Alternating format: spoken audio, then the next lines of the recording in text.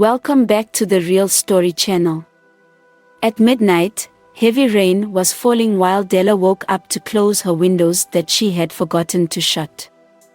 As she attempted to close her window, she overheard a conversation outside. A man in a black hoodie said, "Let's just kill this man and leave before someone sees us, Scorpion." Another person replied, "Don't stab him, Scorpion. Our boss wants us to kill him painfully. We've already drugged him, so let's tie his legs, hands, and mouth and throw him into a large drain. The erosion will carry him away." Dela was shocked and wanted to scream but was too scared to do so. They brought the man out of the vehicle, and Dela watched them from her window as the rain continued to pour. They bound his hands, legs, and mouth before tossing him into the big drain and driving away. Dela, a compassionate and emotional woman, decided to save the man's life. She sneaked out of the house while everyone was asleep. Dela reached the location where they had thrown him and used her flashlight to search the drainage. She couldn't find him at first but eventually spotted a handsome man wearing an expensive African outfit inside the drainage. Despite being scared, she rushed inside to rescue him but couldn't lift him due to his weight. She hurriedly went upstairs to her brother's room and convinced him to help. Together, they struggled to bring the man out of the drainage and quickly took him to a nearby hospital close to their house. He was extremely weak and feeble. Upon arrival, they encountered nurses and doctors who were on duty at that late hour. The doctor asked what had happened, and Dela explained everything. The doctor conducted some tests and assured them that he would be okay, but if they had not brought him in on time, he might not have survived. Dela's brother, Ivan, decided to stay at the hospital with her, while she pleaded with him to go back home and inform their parents about the incident. Ivan was initially reluctant but eventually agreed to go home to explain to their parents. At 6 a.m., their parents began searching for them, unaware that they were still at the hospital. They asked if Ivan and Dela had been seen that morning, but no one had spotted them. Their parents considered calling Bob to inquire if they had visited him, but he informed them that he hadn't seen them. Meanwhile, Scorpion reported to his boss, Dan, about the successful completion of the job. Dan asked where they had kept the body, and Scorpion assured him that they had given the man a slow and painful death as instructed. Scorpion mentioned that they were on their way to return Dan's car. Dan's parents, the king and queen, entered his room and questioned whom he was talking to. Suspicious of his response, they asked about someone trying to take what rightfully belonged to him. Dan deflected their concerns, claiming it was just a friend on the phone. The king and queen expressed their worry about their other son, Obi, who had not been reachable since the previous day. They had expected him to arrive at the airport, but he hadn't shown up, causing great confusion and sadness. Back at the hospital, Dela inquired about the man's abnormal behavior, and the doctor explained that the dangerous substance they had given him had severely damaged his brain. The doctor advised them to take him to a psychiatric hospital as it appeared to be a purely mental case. Dela and Ivan transferred him to the mental hospital while Ivan went home to inform their parents about the situation. Their parents were shocked upon hearing the details. A few days before Dela's wedding, her fiancé, Bob, asked her about the sudden change in plans and circumstances. "I don't understand what you're talking about." Dela asked, "How did I change, if I may ask?" "Ever since you started taking care of that common madman, you no longer pick up my calls as usual. You scarcely give me your time and attention, Dela. Have you suddenly forgotten that our wedding is in a few weeks?" Bob asked. "It's not my fault, please," Dela muttered. "Then whose fault is it? Or is it my fault?" Bob yelled at her with aggression. "Bob, please stop yelling at me." "I just told you it's not my fault," Dela replied. "With the way things are going every day and this aggression of yours, I don't think that our marriage would work out because, Dela, what did I just hear you say? Bob exclaimed. Bob, I am so stressed at the moment. I am taking care of a complete stranger who the doctor says is mad, and he is stuck with me. Because there is nothing on him to trace where he is from, no phone, no ID, and instead of you soothing my tension, you are here screaming at me, Dela explained. Dela, is that the stupid reason why you say our marriage can't work? Are you insane? Said Bob aggressively. Bob, I don't know where to start to make you understand. I'm very confused right now. Oh God, why me? Dela exclaimed with a little calm in his voice. Please, my love, talk to me. What's the problem? Bob asked sadly. She sadly stared at Bob, and tears were gushing out from her eyes. Babe, why are you crying? Please tell me, Bob pleaded. Because you're hurting me, Bob. I am very sorry. I have completely lost my feelings for you. I don't have the slightest feeling for you any longer. I don't know if what I felt for you was true love or because of what you do for me and my family, Dela confessed. How, Dela? I don't understand what you are talking about. Can you repeat what you just said? Bob asked. Please believe me, Bob. I don't think I have any feelings for you. I seem to be obsessed with this madman. The emotions I feel towards this madman are surprisingly uncontrollable and mysterious. I can't call it love, but I can't just control my feelings for him, Dela exclaimed. Dela, what are you saying? Have you suddenly gone mad? Have you forgotten that our wedding is in a few weeks on Saturday? You're joking. Oh yes, you're joking, Bob said in disbelief. I swear with my life, I mean what I just told you. Ever since I saw that strange madman, my spirit and soul have not been the same as before. The deep feelings I have for him are just beyond my control. I sense there is a deep mystery behind this man. I have never been so emotionally attached to a person like this in my life, or maybe it's because I have a fragile heart. I can't just help myself out.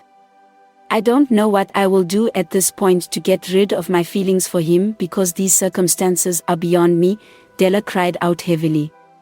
Dela, are you going insane or what? Why are you saying gibberish? So, this is how you want to pay me back for all the good things I have done for you and your family. I relocated you and your family from a village to this city and rented a well-furnished house for you and your family because of the love I have for you. Today, you have the guts to open your mouth and tell me that you no longer have feelings for me, that you are in love with that stinky strange madman that you know nothing about. Dela, are you listening to yourself talk? Said Bob.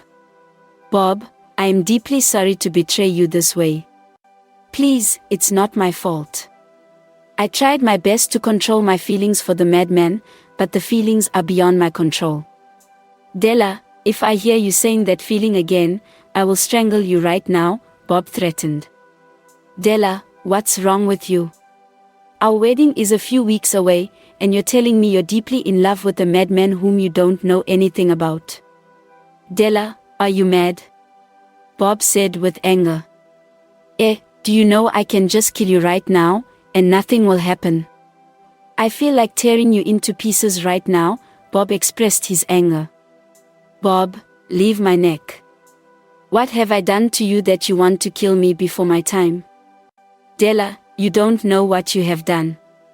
Obi, you must be very stupid for asking me that question, Bob replied. Bob, please, I am very sorry, but I can't generate a continuation for this conversation.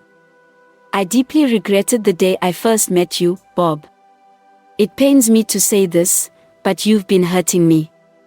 I was madly in love with you, and that's why I wanted us to get married. I was desperate to be your wife and spend the rest of my life with you. However, everything changed when I encountered the strange madman. Bob, I'm truly sorry for breaking your heart and causing you so much pain. But maybe we weren't meant to be husband and wife. Life is full of mysteries, and we shouldn't let our love ruin our lives and destinies. Dela, please keep your apologies to yourself. No man would take you away from me as long as I'm alive. Let me tell you, if you don't get rid of that madman, I will harm both you and myself. Bob walked away, leaving Dela behind, as she pleaded for him to come back and held onto his hand. But Bob rejected her touch, expressing his hatred towards her and calling her wicked and heartless. He demanded that she let go of his hand and get out of his way, feeling betrayed by her actions. Bob realized the gravity of the situation he found himself in and felt completely lost.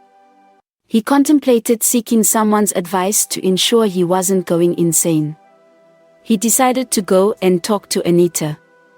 Later, at the king's palace, there was great anticipation for the arrival of Obi, who was just 2 days away from his coronation.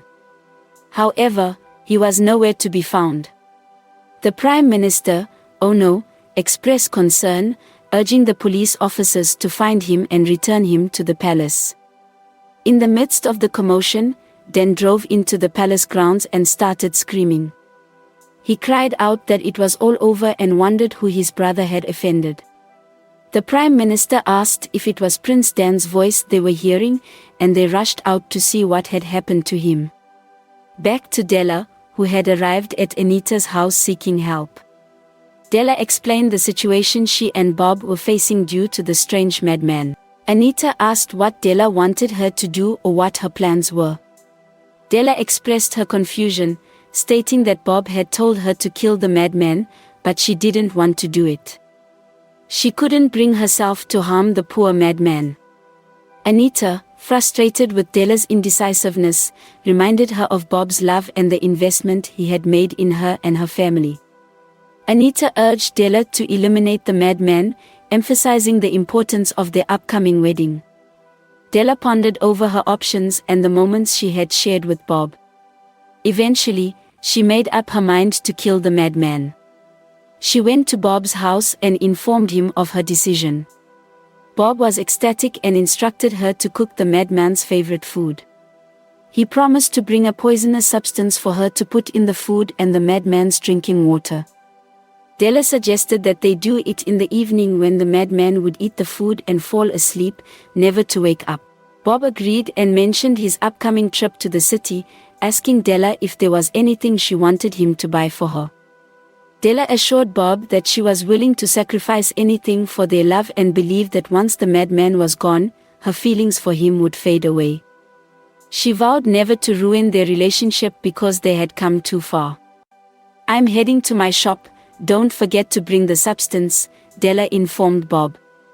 His happiness knew no bounds, and he struggled to contain his joy.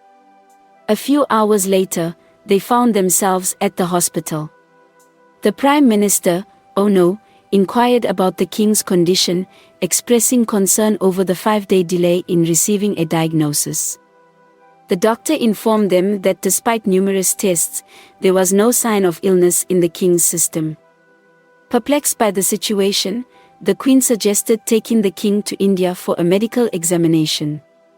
The Prime Minister agreed, and plans were made to inform the Indian doctors. However, Prince Dan, displaying arrogance, dismissed the idea, stating that his father was old enough to die without wasting resources on him. The Queen reprimanded Dan for his disrespectful behavior, slapping him. Dan left the hospital in anger, hoping for his father's demise to claim the throne. Meanwhile, Dela returned from work and started preparing food, incorporating the poisonous substance provided by Bob. After completing the task, she took a bath, dressed up, and carried the poisoned food to the madman. While about to give him the food, she received a video call from Bob, expressing their love and discussing their plan. Dela promised to inform him upon her return. However, as she replied to messages on her phone, she dozed off and had a vivid dream. In the dream, she witnessed the madman being honored as a wealthy and famous king, while Bob prevented her from entering. She woke up with a realization that there was something mysterious about the madman, deciding not to give up on him. She discarded the poisoned food, prepared fresh food, and went to meet the madman. Bob tried calling her the next morning, but she ignored his calls. When he confronted her at her shop, Dela expressed her discontent and ended their engagement, returning the ring. Dela's family supported her decision, and the wedding was cancelled. Dela was thrown out of her parents' rented house, and Bob reclaimed his belongings. Despite the consequences, Dela remained resolute in her choices. She traveled to a different town and rented a self-contained apartment for herself. Surprisingly, she decided to bring the madman along and chose to live under the same roof. They had a deep understanding of each other, which led her to make this unconventional decision. One night, overwhelmed by intense desire, she sought companionship to satisfy her longing. Unable to control her emotions, she shamelessly seduced and slept with the madman, disregarding any precautions. Several weeks later, Dela discovered that she was pregnant with the madman's child. Contemplating her options, she confided in her friend Anita, seeking advice on whether to keep or terminate the pregnancy. Concerned, Anita called Bob and informed him that Dela was pregnant with the madman's child. Upon hearing this news, Bob became incredibly angry and took Dela's belongings and picture to a dangerous shrine, intending to harm her and the unborn child. At the shrine, Bob expressed his desire to eliminate Dela. However, the native doctor, amused by Bob's request, refused to comply, explaining that the child in Dela's womb was untouchable and protected by unknown forces. The native doctor revealed to Bob that there were profound mysteries surrounding the madman and his family, making the unborn child extraordinary. Despite Bob's confusion, the native doctor advised him to let go of his intentions to harm Dela and the madman. He warned Bob of the potential consequences and revealed that Bob's future held greatness and even kingship. Bob left the shrine perplexed and shared his experience with his friends in their hometown. His friends dismissed the native doctor's words, considering him a fraud. They encouraged Bob to eliminate Dela, seeing her actions as betrayal and heartbreak. However, Bob, influenced by the native doctor's claims, decided against harming Dela and the unborn child, causing confusion and disbelief among his friends. "I don't trust that man. I think I'll seek another spiritualist," Bob expressed doubt. Rex questioned, "Instead of all this stress, why don't you send some boys to kill Dela?" Bob replied, "That was my initial plan, but the problem is we don't know where Dela and the madman are staying. Their location is unknown to everyone." Rex suggested, "Bob, get prepared. Tomorrow, I'll take you to visit one of the most powerful goddesses in my grandmother's village." Felix added, "I've heard a lot about that goddess. She possesses great power." Rex confirmed, "Yes, she's incredibly powerful. She resided in a river for over 1,000 years." Bob inquired, "If you knew the goddess was so powerful, why didn't you take me to see her instead of that fake native doctor?" Rex explained, "It was due to the distance." "Are you ready to go there tomorrow?" Felix asked. Bob responded, "I'm fully prepared." The following morning, they embarked on their journey to the village to meet the enigmatic goddess. Upon arrival, Bob divulged all that Dela had done to him, pleading with the goddess to kill her along with the unborn child. He offered Dela's clothes, pictures, and sacrificial items as instructed by Felix. The goddess responded, "Granting your request won't be easy since this woman is pregnant, and the blood she carries is protected by powerful ancestral forces. However, there is a solution." Bob eagerly asked, "Queen Mother, what is the way out?" "I'm willing to do anything." The goddess explained, "To destroy those formidable ancestral powers, sacrifices must be made before the girl can be killed." Bob inquired, "What do I need to bring for the sacrifice?" The goddess provided him with the required items. 3 days later, Bob went to the river with the sacrificial items. After the goddess performed the rituals, she declared, "Your sacrifice has been accepted, and your request has been granted." The ancestral power has been destroyed, and the girl will die tonight." Then, the goddess disappeared. Bob and his friends returned to their town. However, despite the goddess's attempts to kill Dela in her marine kingdom, the child in Dela's womb protected her from the charms and thwarted her every effort. Frustrated and angry, the goddess appeared next to Dela and the madman as an old, hideous ghost in the middle of the night. She began pressing and massaging Dela's stomach, intending to destroy the unborn child. Just as the goddess was performing this act, Dela suddenly woke up. Thank you for watching. See you in the part 2. May God bless you.